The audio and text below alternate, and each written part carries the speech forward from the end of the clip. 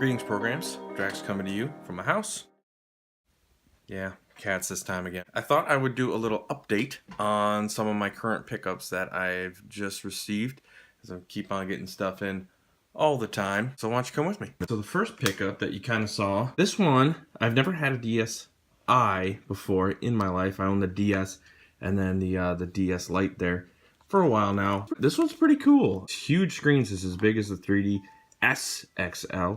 It's just only plays DS games and DSi games. There's a couple of DSi exclusives. Very cool, very big. It's in great shape. I actually picked it up for free, so I can't really complain. So this guy right here is in my collection. Maybe we'll call it Ron Burgundy. I love the color on it. That's the first one. The second one is one that I've been talking about here. So this here is another DS Lite. Now this one actually came from Japan. I picked it up for $5. Yeah, $5 and then a little bit of shipping, but it took forever to ship, but that was going to happen. Didn't have the stylus. I did have to purchase a stylus, but I was able to get those pretty cheap. I needed one for the white one anyway. The packaging actually was labeled as no battery. It had all kinds of Japanese writing and stuff on it. Everything came in and it was fully functional. I just turned it right on. Good to go.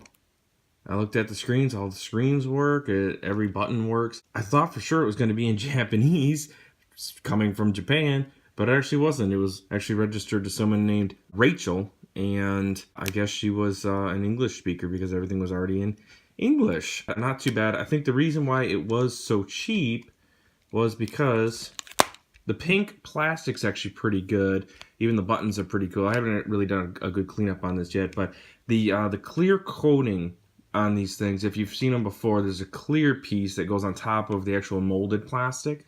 There's no paint or anything. That's susceptible to some sun damage right there. So you see on this edge here, it's a little bit yellowed.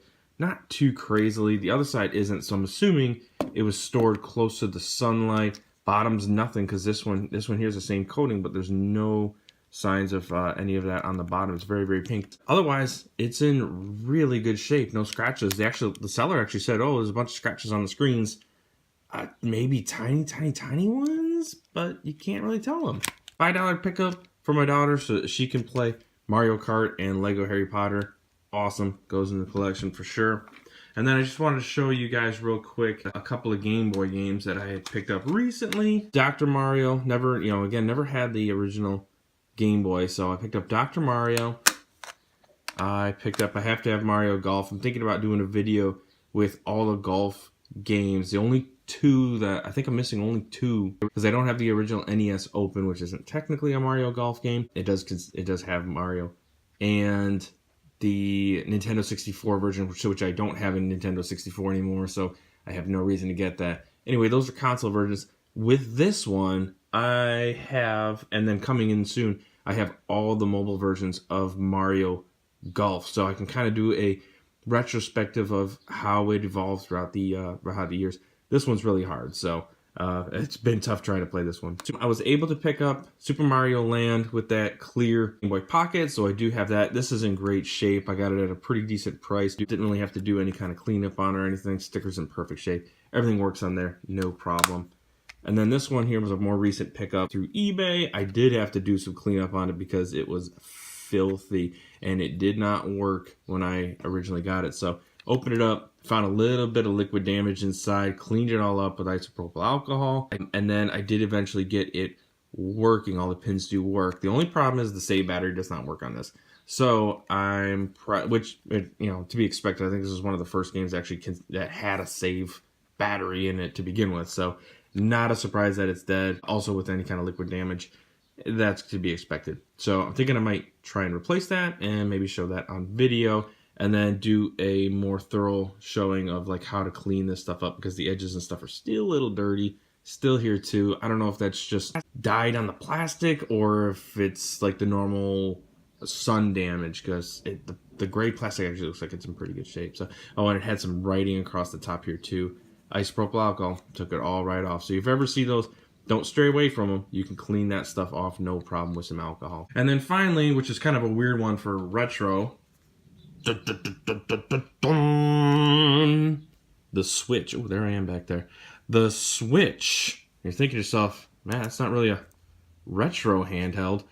Well, it is a handheld. There's something really cool that kind of piqued my interest. If you buy a Switch, which is a handheld, technically a handheld, but it also does dock, so I do consider it a handheld, you can subscribe to the Nintendo Switch online. It comes with a couple things right off the bat, this NES app and then a Tetris app. The Nintendo app actually has old school NES games, tons of them actually.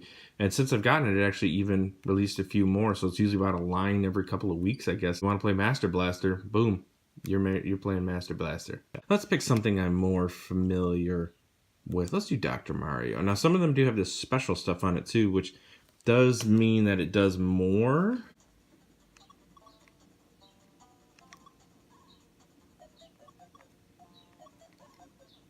All right, yeah, I'm not really paying attention to where they're all going. Really cool part about this is that they do have save states on them, and it does have the NES open. Look at that right there. Save states, so anytime you want to save your game, you're good to go. I'm assuming this block down here is what came in first. It was the original ones, and then each iteration has come up with these lines here. Some of these special ones are actually pretty cool too, because like say you're terrible at Metroid, like me, you can do these specials where it'll put you in at a different part of the game. So there's a password pack on there. You can actually see it says password pack, and it'll give you all the weapons, all the abilities, and put you at a later part of the game, so you can just kind of start and go. Because again, I'm terrible at it. This Kirby one puts you right at the boss level with everything. Zelda as well, you get all the stuff with it. $20 a year, not too bad considering you get all these retro games. That's kind of one of the selling points for this Switch. So that's going to be it. That's the recent pickups here for my retro handheld collection. I do have plans on doing some other videos, of course, going through some of these games and everything, but I figured I'd showcase kind of what I've got going on recently, and then we'll get back with you. Until then, guys, it's going to be end of line.